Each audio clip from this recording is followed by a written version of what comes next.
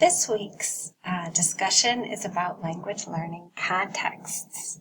So I'm going to pose a couple questions for you to think about as you listen to this presentation. Which contexts do you think best facilitate language acquisition based on the topics and themes we've already studied, and why? Second, what context interests you for teaching as a current or potential teacher?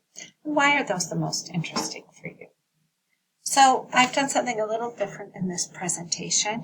In each topic that was presented in the book, I'm offering an Illinois-specific context in that area. So hopefully that will provide a little more relevance and personalized information for you to make this information come alive even more. So the first context that the book mentions is immigration. So many people learn a new language when they migrate. Of course, usually that type of learning is happening naturalistically in the community, although sometimes also with some instruction, which I will talk about a little later. So I'm providing here a couple of extra pieces of information about immigrants in Illinois and how the immigrant population in Illinois has changed. And then specifically, this is a report about the Latino population in the suburbs. And of course, not all Latinos are learning a language. Some of them are already proficient in one or two languages. But it's a very interesting context to show some of the demographic changes that have been experienced in Illinois, and not only in Chicago, but also in our suburbs. So I encourage you to check out some of those resources for more information. Study abroad is another context in which people learn languages. I studied abroad during my undergraduate college years. I actually studied in Mexico, but in the U.S.-Mexico border region. So I lived in Mexico, in Ciudad Juarez, Chihuahua, on the Mexican side of the border, and I crossed the border every day. So I lived with a Mexican family, and I spoke Spanish with them all the time and in the community. And then I also took some classes in Spanish. Study abroad for either a semester or a summer or any different parts of time can be a great way for people to learn another language by both studying in the classroom and in natural settings. So I just shared Harper's Study Abroad office information, including some short-term study abroad programs for spring break and summer, as well as there are also semester-long programs. So if that's something that's of interest to you as a Harper College student, I would encourage you to visit their website and make an appointment with a coordinator to check that out. Moving on a little bit to classroom instruction, first I wanted to mention higher education or adult education. In other words, education for people who have finished the public school system, the K-12 public school system. So at Harper and in many places throughout Illinois, we have two types of education for those students. The first is adult education programs. Those are grant-funded programs, usually funded by the Illinois Community College Board or the Illinois Secretary of State. So those adult education classes tend to be free for students since they're grant-funded. They're usually offered in community colleges and nonprofit organizations, sometimes in school districts, in libraries, and also community organizations. For example, in Palatine, we have Partners for Our Community. That's a partner for Harper College. In Chicago, there are many different organizations like Chinese Mutual Aid Association or Central Romero that offer adult education classes. And those adult education classes are usually focused on workforce, English for preparing people to work and to support their children in school and function in the community. On the other hand, we have credit ESL programs. That's where I teach at Harper College. Our program is tuition-based, so students in our ESL program pay by the credit hour.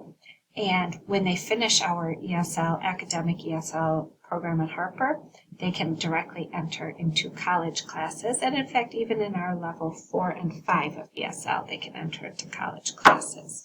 So usually credit ESL programs would be part of a college or university, and sometimes there's also sort of pathways for that students to move from those programs. Many university-based or college-based ESL programs have intensive English programs where students study, 5 days a week, all day, in order to learn English. And before the pandemic, we had an intensive English program. They're called IEP at Harper College, and the students would come Monday through Friday from 9 a.m. till about 3 p.m.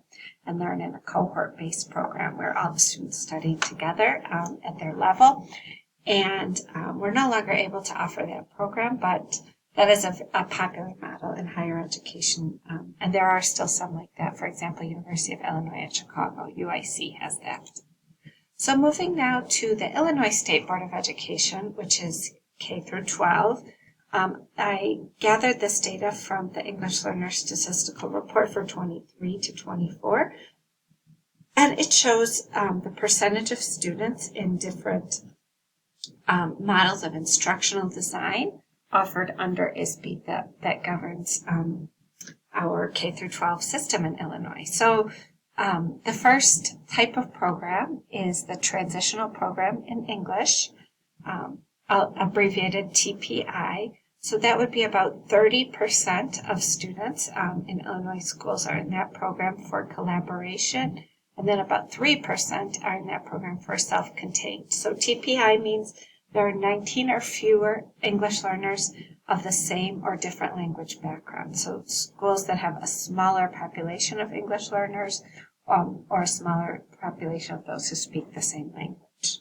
The goal is proficiency in grade level content in English, and instruction is in English. So consider whether that would be a type of immersion, since usually native language support is not provided. Now, sometimes it is, but it's not required to be provided. So these can be self-contained classrooms, or they can be collaboration, and you can see that collaboration is much more common, 30% versus 3%.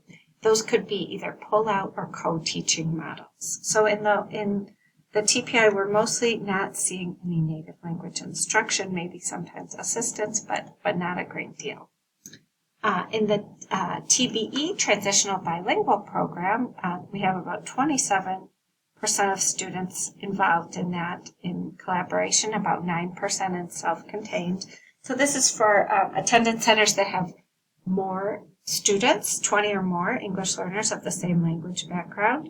They have two goals, which are proficiency in grade level content and English and native language growth.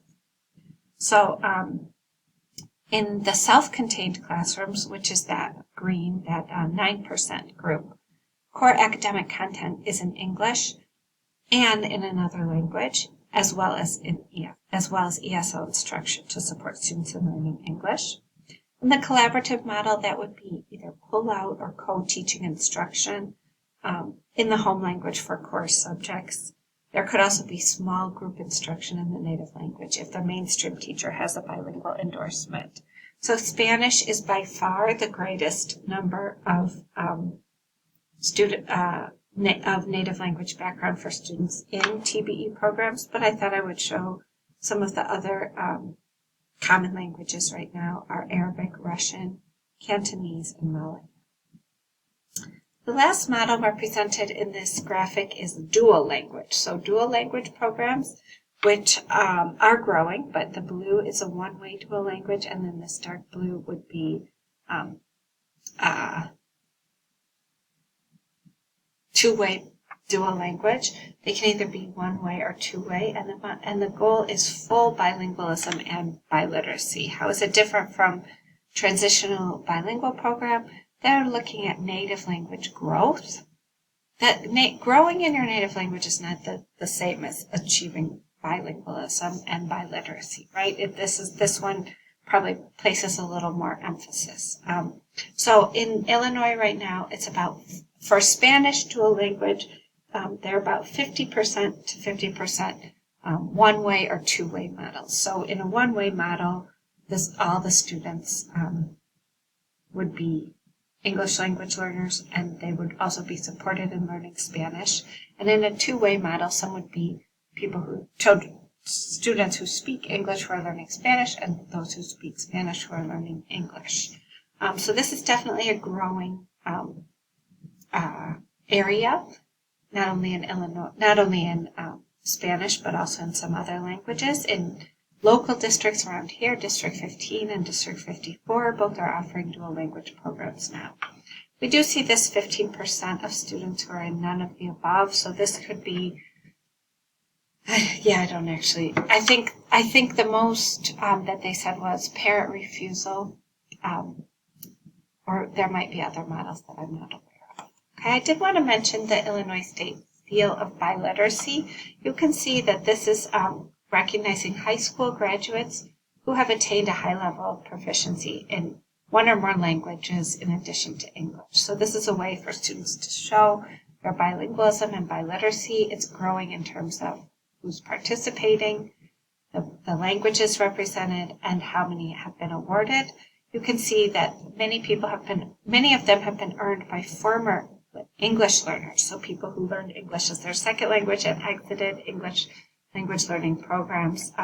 So this is a great way that also allows high school students to represent their multilingualism. Finally, our chapter talks about heritage language instruction, and this is something that we also offer at Harper for Heritage Spanish.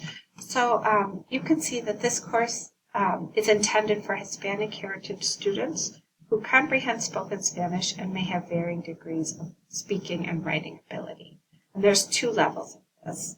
And so this is heritage language classes or instruction tend to recognize students' prior knowledge in the language, even if that knowledge is not classroom-based, is sort of acquisitional-based from a family or community. So this is a super interesting class and a super interesting program and model overall for helping people acquire or sort of improve their skills in another language. So again, consider which context do you think best facilitate language acquisition and why, and what context interests you the most for teaching. You can consider this in terms of the age and grade level of students in addition to the models that we've looked at in this chapter. Thank you very much.